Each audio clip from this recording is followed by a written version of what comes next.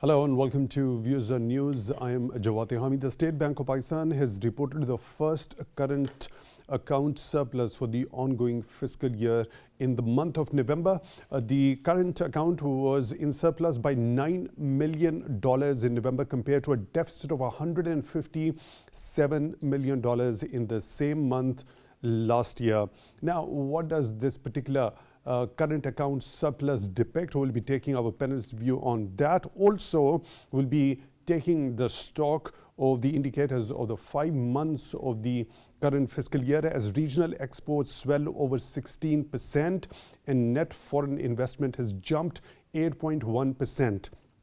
Also, Pakistani rupee has appreciated against the greenback for a 6th consecutive session. As per the State Bank of Pakistan, the rupee settled at 283.01 against the dollar. In another major development, Pakistan Stock Exchange dropped today over 2,300 points. The index closed at 62,833.03, down 3.64% from Monday's close. So we'll also be taking our panelist view regarding this particular downward plunge of the Pakistan Stock Exchange in today's program. Let me quickly bring in our panelists. We are honored to have been joined in the studio by Dr. Manzoor Ahmed. He is a trade arbitrator at the World Trade Organization. Dr. Ahmed, thank you very much for your time, for being with us on the show tonight. We really appreciate that. On Skype at the same time, we are being joined by Dr. Khaqan Najeeb, former advisor at the Ministry of Finance. Dr. Najeeb, thank you very much for your time, also for being with us on the show tonight. We really appreciate that. Let me begin with you, Dr. Ahmed. Now, this current account surplus of the month of November, $9 million, what does that mean to you? Well, it's a good sign, although personally I believe that imports are also good for an economy. But since we have been in such a big deficit month after month, so this is good news for us. So what does that exactly show or indicate about the overall economic outlook of the country at this particular point in time? We know this is the first account surplus for this current fiscal year. When we talk about the previous fiscal year, the last 2 quarters were in surplus. The start of the current fiscal year was in deficit. So how do you see this particular trend and what does it depict for the overall outlook of the economy in Pakistan? Well, this shows at least 2 things. One, that our exports are doing better than our imports, that the imports are relatively getting squeezed and exports are relatively going up. That's one thing. But other things also, whatever way we are getting our remittance or whatever, so that's also doing better. So for Pakistan, it's relatively very rare that we go into surplus. So that's relatively, that means that we'll have to borrow less to meet our expenses. So all these things, I mean, it's not a bad news, it's a good news. Right, let me bring in Dr. Najeeb also into the discussion. Dr. Najeeb, your understanding regarding this particular first current account surplus for this fiscal year, the 5th month. Now, we know that there was a surplus in the last 2 quarters of the last fiscal year. How do you look at this trend and what does it depict about the overall state of economy here in Pakistan? So Jawad, you have to look at it, in the overall scenario. Pakistan is in a dollar liquidity crunch. What does that mean? Pakistan's balance of payments is challenged. Our dollar flows are restricted. Even the debt flows have been restricted. And because of the balance of payments challenge, you're in an IMF program. In that curtailing, the current account is a way to bring down your gross financing needs for the country. I think when we started this year, our gross financing needs and at the current account of about $6 billion were projected to be nearly $28 billion.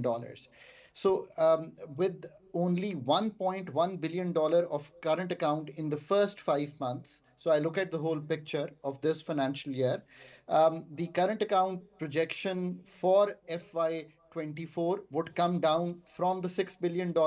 Let's say it comes down to around $4.5 billion. So your financing needs would also decrease by the same amount. This is extremely important for Pakistan. The other thing that it does show is that in the first 5 months, our exports are up by 5%. That's not a huge number, but still, considering how the world is behaving, because there is a world on the other side where interest rates in the US have gone up by 5.25%. They are trying to slow down their demand. When Pakistan's products go abroad, they will find it much more expensive to stock them. So our demand on the other side is receding. Still, our exports have held up decently. I don't say they've held up, excellently, but they've held up decently. On the other hand, by design, and I tend to endorse this, that for the time being, I agree that holding imports is not a great thing to do, but given the dollar liquidity crunch that the country is facing, some imports at this time, I mean, if we were not to change cars every 3 years and move it to every 6 years, maybe that's a good thing to do given the current scenario. Also, the oil prices have gone down from $94 a barrel to, in the 70s. That should help on the imported oil component, which is, I think, about one-fourth of the total energy or total imports Pakistan faces. So, all in all, this is a good thing. Partly, it's also coming from the fact that you have kept your policy rate at 22%. You curb demand, so your imports are curbed. Your fiscal side should play the same ball game. It's extremely important. I know there has been some decline in the fiscal deficit of the first 3 months. I would have liked to see more decline. I still think we should do more of fiscal consolidation, which will keep the current account in check. Macroeconomic stability for Pakistan in the 9 months of the program is extremely important to preserve the foreign exchange. Even with this kind of management, Pakistan's reserves after the IMF were at $8.7 billion. They have depleted by 1. I think unfortunately we've lost the connection with Dr. Najeeb. Let me proceed towards Dr. Ahmed. Dr. Ahmed, I will try to reconnect to Dr. Najeeb once again. Dr. Ahmed, now you already mentioned about, of course, the exports superseding imports. That's what is being depicted by this particular current account surplus. Now, when we talk about remittances, which you already also mentioned, now we have seen a decrease in remittances by 10%. It improved, although for 2 months of the current fiscal year, first 2 months, but overall there has been a decline. Why is that so? Well, this little bit of up and down keeps happening, but it's because we got higher foreign direct investment. I think it was more than 12% higher than last year. So that much more than compensated for that. So it's exports a little bit going up, and then FDI going up.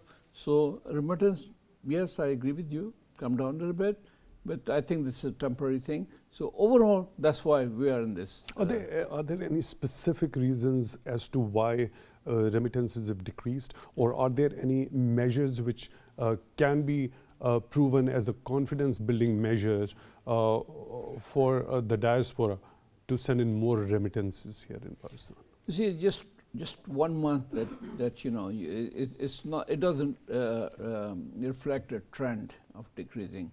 Right. Just 1 month they reduced. Maybe the rupee has strengthened. So sometimes they think, okay, this a lot of strength, so maybe it will go down. So for various things. But I don't think that's a major factor. I don't see anything, any major reason why. Any major reason associated with it, right. So when we talk about, as you have also mentioned, we know that Pakistani rupee has been appreciating. There was a little bit of a trend otherwise also witnessed, then it regained for the last 6 consecutive sessions. Pakistani rupee is appreciating against the greenback. Now, this current account surplus and the appreciation in rupee's value, how do you associated, it has a direct proportional effect. Is that so? Well, yes, it has. And the other thing I should say is that, you know, you look at any of the indicators, for example, stock exchange. I mean, it's gone up by almost 60%. And just recently you saw this little correction. So this is normal. This is normal phenomena. It's not something unusual. But the fact is that I think we have not had such a big rise in the last, say, 15 years or something. This is the highest record anyway, but this big jump. So these things happen, a little bit of correction here in remittance or this or that. But otherwise, the indicators are up and up. Otherwise, the indicators are up. You just brought in the kind of plunge we witnessed at the Pakistan Stock Exchange today, over 2,300 points. Of course, you already mentioned it went up by 60%. That was a phenomenal bullish trend. We have seen it continuously happening over the last many weeks now. But there must be some reasons to why this particular correction, as you named it, perhaps it was a correction, why this particular correction was required, or is it that we should deem as something not bad at all? No, because people want to take their benefit. I mean, their profits. Because it's gone up by so much, so they're not sure it's going to keep going up like this. So they take their profits out, and for a while it happens. It's not just Pakistan. Anywhere, if the stock exchange goes up like this, people want to take their profits, and there's always a slight correction. But if you see the overall trend, from 40,000 going up to something like 66,000, and you know, this is a huge jump. I think this is the best performance, and especially when your rupee has not devalued during this time. You know, from 307, it came down to 284. So it's not because of devaluation, it's just because the people see other indicators. Because of that, it's gone up. And just a small correction, I don't think it matters. It doesn't matter? No. So do you think yesterday the international oil prices dropped by 3%? Do you think they played also a role in this particular plunge of the Pakistan Stock Exchange today to this particular level, over 200, well, you know, points? this oil prices, again, I mean, today you saw a little bit correction even in oil prices because there was some attacks on you know, oil tankers, etc. So a little bit gone up, but overall the trend has been going down. I mean, we had $110 or something like that. It's come down to 80, and now it's in the 70s. So it's quite a big come down. And Pakistan, for Pakistan, it matters a lot because, as Dr. Najeeb was just saying, almost a quarter of our imports oil. Yeah. So if the price comes down, that's a big benefit for Pakistan. So if the price goes up, so that naturally brings in a sort of caution or a concern among the investors over here also. It does, because but recently, and you saw it only yesterday, I think, where they brought down the price of you know, in domestic by another, was it 13 rupees or something like that, you know, just 2 days ago. So it's and recently, if you look at the last couple of weeks or a month, the prices have been consistently in the domestic market coming down. Right. So there have been a number of other developments also. So when we talk about the first 5 months of the current fiscal year, the regional exports have swollen up over 16%. What does that also mean? I mean, increase of exports to regional countries in particular. Do we understand that there has been more production of the products towards the regional countries in particular? I think the big jump has been in food products. You know, we almost gone up by almost 100%, 96% something. So yes, I mean, we had a much better crop, you know, recently this year than we had the previous year. So yes, that's one sign. And I think our textile perhaps slightly went down, but our leather products went up, sports goods went up, and some of those things went up, and this is normal. I mean, some things go up, but overall, we've done well. So when we talk about the net foreign investment, it has also jumped to 8.1% Yes. now in the first 5 months of this current Yeah. fiscal year. First of all, what does that particularly indicate? And then when we talk about further going to enhance those that foreign direct investment in the country, what's required for that? In the immediate term, there are certain initiatives already launched, but the government will definitely try to take a deeper analysis of that also. In fact, you mentioned 8%, and my figures, the one I saw, maybe it's different sources, Please. and it's 12%. 12%, That's right. the year-on-year foreign investment, and foreign investment always depicts the others having confidence. That's why they bring in some money. And after, I think, the Prime Minister's visit, I think last time we had this discussion, I think Pakistan signed seven, I think, MOUs with UAE. There was one with Kuwait. And then we also made progress on that FTA, free trade agreement with the Gulf countries, because we agreed on that investment, how they call it bilateral investment treaty. I mean, we made some progress there. So that was a big stumbling block. So that's over now. We agreed on certain mechanism that if there's a dispute, which will be who will decide that, and that's been cleared up, so we can move on. So the investment is now more likely to come in, because that was a big stumbling block. That's been removed.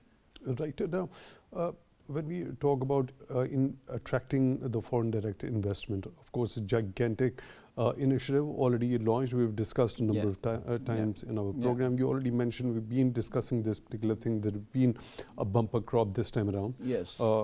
Crops, and because of that, the exports also increase. Now, to continue to focus on increasing or enhancing the agricultural productivity, which happens to be one of the key areas under the Special Investment Facilitation Council, what key areas should be focused upon in order to continue with this particular trend of enhancing not only the agricultural productivity, but also taking the maximum out to enhance the exports in that domain?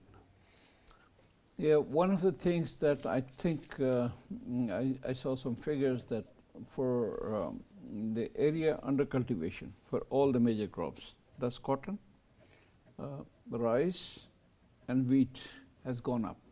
Because you see, 2 years ago we had this floods, and so a lot of area was still underwater. So that's been cleared up. So that's happening already. One thing. The other thing is that we are expecting a lot of investment, modernization in agriculture, a lot of machinery coming in. That's the other thing. And I think that the third thing is perhaps Pakistan is still not there. But we could have the latest varieties of seeds, and we are still not there, unfortunately, because India made big progress by having the latest seeds, and I think there's some realization, but we are not still there. So when you talk about the latest variety of seeds, what are those procedures? I mean, for example, do we require more of the research and development indigenously, or should we be only looking forward to import the new varieties of the seeds? Which of the two do you think is the most appropriate and cost less? Yeah, it's both, in fact. We have to do our own research, but at the same time, until such time, we don't know how long it's going to take to develop a new variety. So it's a shortcut if you already have something. Cotton seed and some of the other things, and India has made a lot of progress on that, and China has done it, and they have doubled their production of cotton and all these things. And Pakistan went down because we were hoping that we'll have developed a seed, but we didn't. And the same thing happened with rice.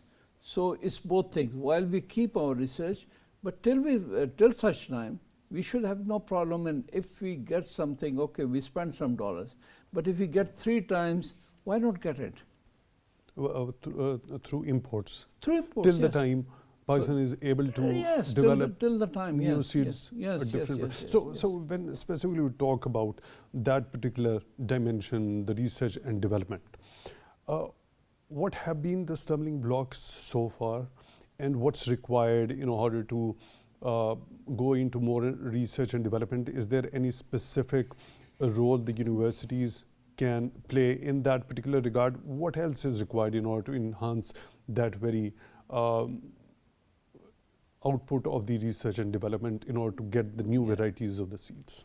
First, it's very low investment in R&D in Pakistan compared to other countries. So if you and all these research organizations, if you see, almost 90% or more of their budget goes into their salaries. So there isn't really anything left for doing this research. So we have to just invest more. I mean, that's it. I mean, we have to restructure so that we have better quality of scientists, but leave more funds for actual R&D rather than just salaries. Okay, so of course you're of the view that more and more investment is required in order to get the maximum out of the research and development in this particular area. Now, with SIFC and the kind of initiative it is to attract the foreign investment, what is the potential when it comes to having better scientists, as well as the better techniques and the methods, so that a rapid advancement towards getting a variety of seeds could be a possibility in the near future? Well, what SIFC is doing basically is to cut red tape very, very substantially. And if anyone comes up with something worthwhile, they're willing to, push it. I was just talking to someone last evening, and he said, there was something to do with setting up a new LNG plant, and he said he was pushing for years and years and years, and nothing was happening. And so recently, he made a case to SIFC, and immediately the results have started flowing in. So SIFC is doing a big job in cutting the red tape. But rest of things have to do. Of course, but the major purpose of it is to attract the foreign investment. Yes. So with that particular foreign investment coming here in Pakistan, as you already mentioned, to enhance the output of the research and development sector, right? When it comes to agriculture productivity, agricultural exports enhancement, how bigger a potential does it carry with itself? Or what should we be expecting in the times to come, particularly in the immediate terms, if we get that investment and put that investment into developing the better scientists, as well as getting the better output when it comes to developing the better new variety of seeds? Okay. Let me try to explain this through an example. Say, cotton is our big crop. And since we didn't go for a better seed, for years we were losing our, actually, 10 years ago maybe we were producing 13 million bales. And last year it was 6 million bales, because on the other hand, India, through Cargill and through the other multinationals, they used a better seed, genetically modified seed, hybrid corn. Same thing with China. And if Pakistan can do the same, and now it's generally said that it's 0.5 to 1% of GDP if we get 1 million more bales. Okay. So if we can double our cotton, that's how much we gain with our.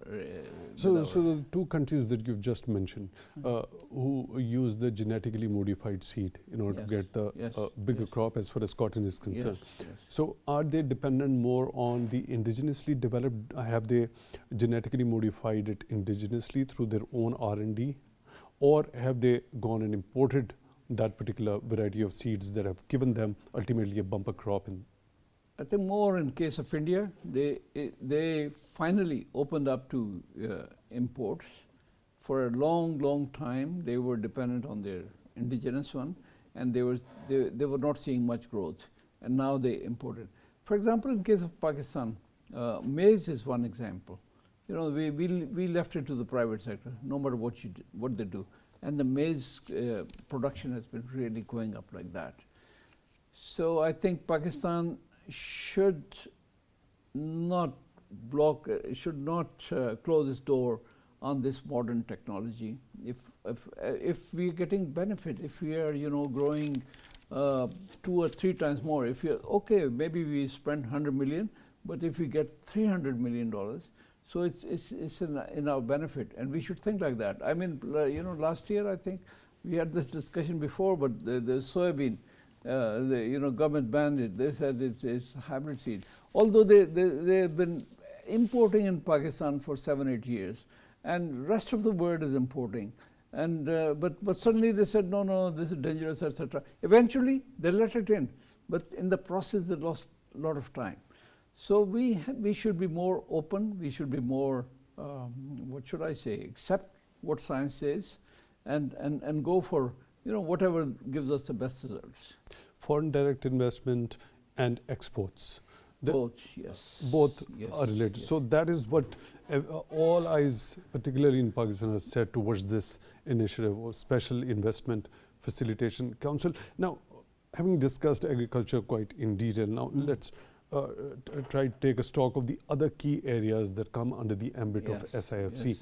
So which out of all those areas do you think happens to be of utmost importance, where we can have the maximum inflows in that particular area? I think the number one key area is exports. If you look at any country, whether it's China, whether it's India, whether it's Vietnam, anywhere, and how they increase their exports is not through running for some preferential access. We just sent a 20-member delegation to China to find some more.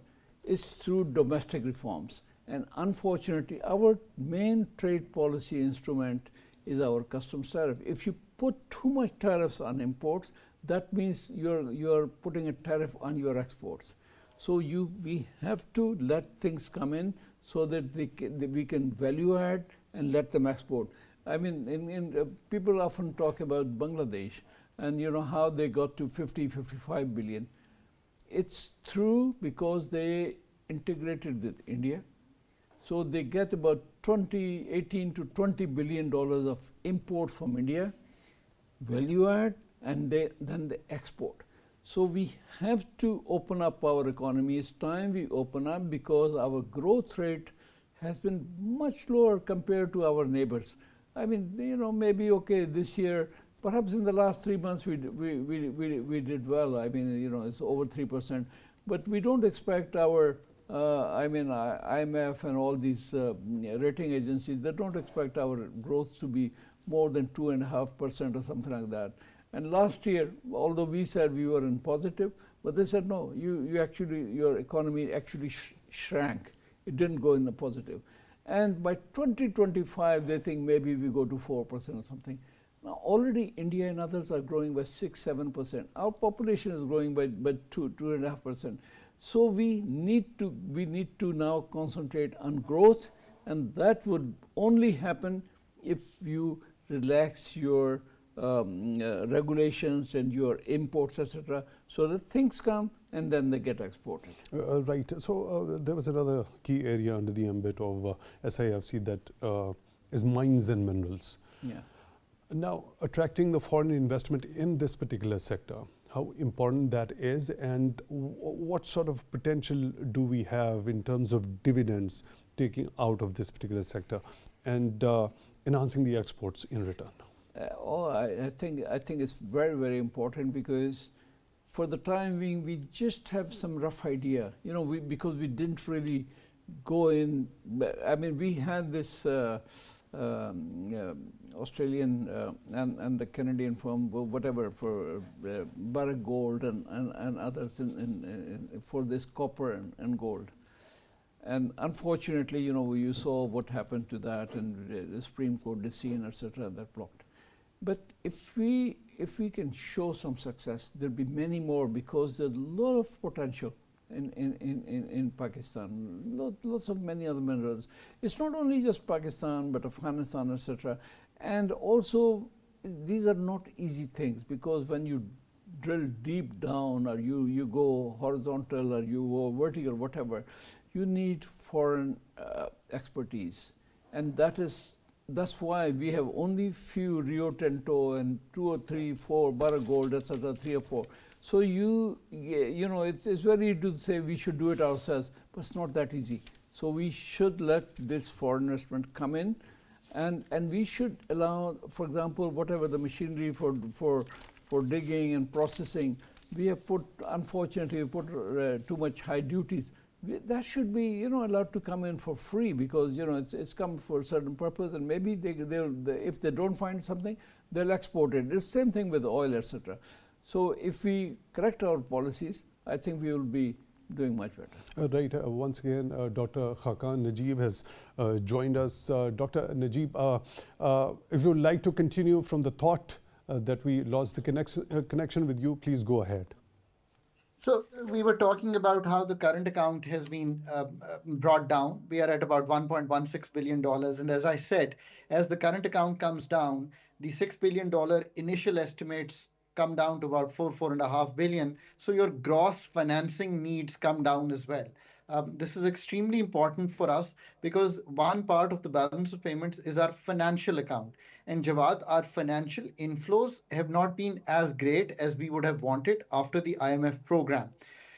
We are still, financial account is actually negative. That means we have more outflow to the multilaterals than we have inflows.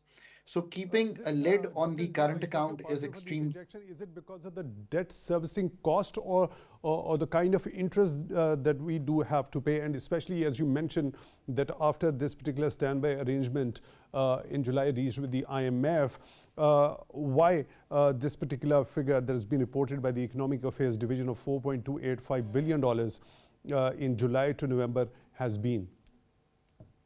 So right, so this figure in the next coming 6 months, I think would be much higher as we get the second tranche or the $700 million in January. I think a lot of multilaterals are waiting for the IMF board to happen. Now I hear that $650 million from ADB and others, which were in the pipeline, have been approved by their board. So hopefully the financial account would sort itself out in the next 6 months as well. So overall, maintaining a tight lid not only on the current account but also on our fiscal throughout this year, because fiscal plays a lot of important part. If you see Pakistan's fiscal and current account graphs for the past 20 years, what you would see is that as soon as the fiscal becomes bigger, the current account also starts to be at an elevated level. We've done all right on the first 3 months data that I've seen on the fiscal. There has been some curtailment that must continue in the coming days. If we were to continue on this, our exports are up 5% in the first 5 months of FY24, which is all right given the international scenario. Our imports are still curtailed. Maybe lots of people do think that that's not a great way to go. Currently, Pakistan does not have a choice. If we sell less cars, I think that's all right for the time being. At least I may change a car, 6 years down the road instead of doing it every 3 years, because that does affect the balance of payments situation. And we are still in a fund program because Pakistan is in a balance of payments challenge. So all these managerial measures that we have to take, we have to keep taking. We have to keep the policy rate heightened also. A lot of people don't understand that the policy rate also curbs your demand. When it curbs your demand, your imports are also curbed, because I will not buy that new motorbike, that new car, that new television set because my borrowing cost is higher. Yes, it does slow the industry, but we've already spent $2.5 billion in our industrial expansion. A lot of that is still unused. So, I think that's where Pakistan is moving right now. We are in the initial phases of attaining macroeconomic stability, which will be cemented if we stay the path of IMF, complete the second review, which will become due on the 30th of December targets, and then, design another program. The other thing that you mentioned on the stock exchange, Jawad, it's very important to understand that the market rose from 40,000 to 66,000. That's nearly a 70% rise and is probably the fastest, rise in Pakistan's history. Markets always, in momentum, sometimes do over exuberance, and that's fine too. Market had a lot of tailwind, the IMF program, the caretakers doing, stuff on the smuggling, the hoarding, the Afghan transit trade measures, the de-dollarization. So investors did put in their money. These are sophisticated investors, but also remember it's a thin market. The free float is also, not that big. The market is only about 350,000 investors, so it flew quite quickly. And good luck to all those people. Profit taking is taking place. That's a good sign as well. People who've made good money, and good luck to them. They're taking their profits. Also, end of year, the institutions sometimes square their position, even if it's a calendar year. And of course, our Western friends, most of the people I know are now on leave, because, Christmas is approaching. So foreign interest is also subdued. So I think it's a normal course of time. Plus, you have to remember that Pakistan on 8th of February will be heading to a new government. So there is, where there is certainty that the process is, being followed, there is also uncertainty that how would the new government behave, how strong a coalition would be there, what are the policies they are going to do, a new IMF program, the budget, all those things, and the gross financing needs, which still at 25 billion are challenging for Pakistan. I think that's the overall scenario that I would describe. What sort of an impact do you think the recent spike in oil prices internationally had on this Pakistan stock exchange and that kind of a plunge that we witnessed today? So one of the reasons that you're rightly pointing out, the international price, went from 70, 72 to about 78 as I look at the monitor right now. So whenever there is an international spike in the oil prices, that, affects our balance of payments, because oil, I think, is about 1/4 of our imports. That's a huge number. Now, so obviously there is an adverse impact. There is a curtailment of movement in the Red Sea because the ships are not passing that comfortably. The international market is also not as favorable as we would have thought. Plus, all the other factors that I just mentioned to you, and some uncertainty in the market and some good profit taking, everything put together, I think there is, the market is doing what it should, which is profit taking by the people, by the institutions, maybe by some foreigners as well. Though foreign interest was still positive today, as I looked at the data, which is still means. And then there is last one thing which people don't realize. Sorry, this is important. There is a carryover cost you pay. The carryover cost you pay today is 30%. That's the MTS. Without being, technical, if I want to carry over my stock from today to tomorrow and I don't want to sell it and I don't have the money, if I go to borrow, it's costing me 30% per annum. So it has risen because there is a lot of people trying to carry. So that's also, a kind of sign where some people will not carry forward tomorrow. So all these things put together, a healthy profit taking is always good for the market. Right, Dr. Najeeb, please stay with us. We are honored to have been joined by another participant on the phone line. Dr. Vaqar Ahmed happens to be an economist. Dr. Ahmed, thank you very much for your time, for being with us on the show tonight. Really appreciate that. Your view, your understanding regarding the first current account surplus for the ongoing fiscal year, as has been reported by the State Bank of Pakistan. Thank you very much for having me. I think this, first of all, signifies that at least the measures which the central bank had taken, the measures which the caretaker government had taken, their expected outcome has been as was being expected.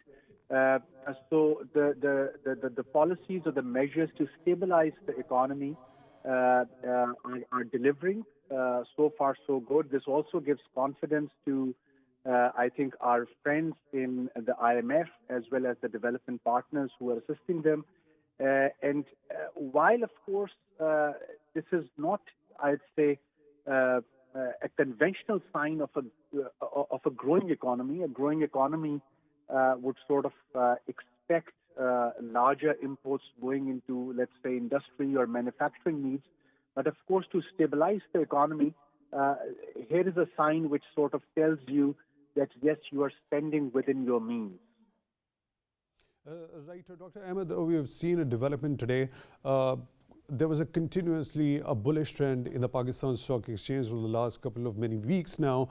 Today, there was a plunge of over 2,300 points. Your understanding about the core reasons about this particular plunge that we witnessed today? Yes, I think while, of course, those who are specialists in the market and secondary markets would know this best, as an economist, of course, I have maintained my view of cautious optimism. Even when the rally started, we did know that in real terms, in inflation-adjusted terms, it was just sort of redeeming of, I would say, those positions which people had taken since ages. They were able to recover some part of the loss which they had booked since several months, and some had booked it for several years. So for them, I believe it was good. The stock market still needs to do much more. Of course, it's a reflection of the overall economy. It still needs to do much more if better inflation-adjusted returns have to come by. Right. Dr. Ahmed, now taking a stock of the indicators, particularly when we talk about the net foreign investment that has jumped in the first 5 months of the current fiscal year, about 8.1%. The regional exports have swollen up over 16%. What do those two particular things indicate? Yes, I think first of all, as I said, people are really looking at Pakistan's ongoing program with the fund, and the fact that able to satisfy at least the staff level engagements, and there has been a staff level agreement. So even for local investors who were not taking longer term investment positions, this has been a sigh of relief. Those who were trying to enter into joint ventures, as you have rightly noted, there's not a large increase in for foreign investment, but yes, there is some increase, and given a low base effect in percentage terms, of course, it's pretty decent. I think going forward, one has to sort of display this sentiment of fiscal responsibility, and of course, Pakistan has to sort of exhibit that whosoever is the setup after February, these economic policies would not see a jolt or a reversal.